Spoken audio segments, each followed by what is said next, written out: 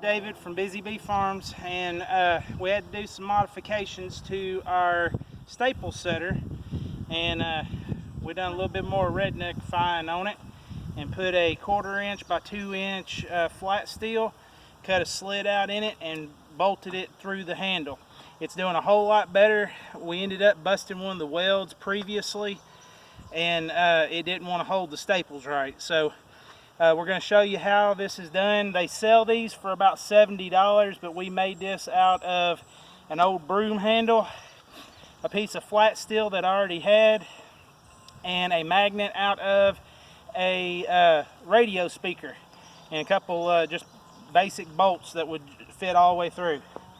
Basically, you take your staple, it goes in the slit on the end, the magnet holds it, and wherever you want your staple to go in your weed-free fabric or your woven ground cover, you just stab it in, turn it just a little bit so your slit's opposite, and then peck it in.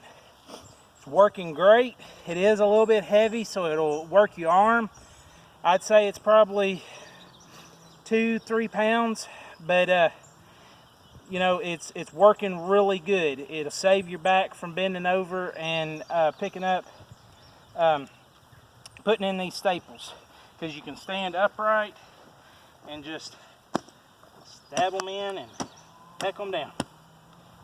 Works great.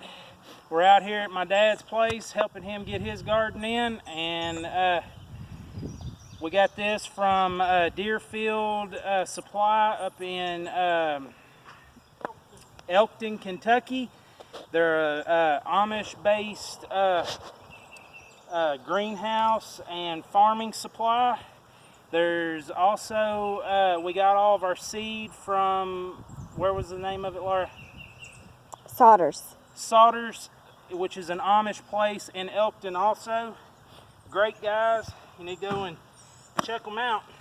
But this thing right here, they've called it the pusher.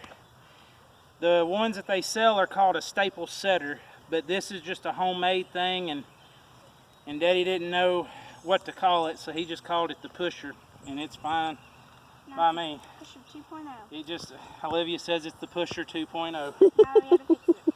So, because we done a little bit of modification to it.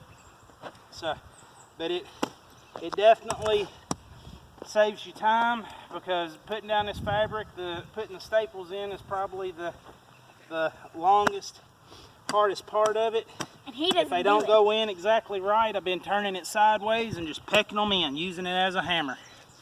So it's working really good for us, and we're gonna get the rest of this in for my dad and help him to be able to do his garden Some food. and without having to fight the weeds. So it's Memorial Day weekend.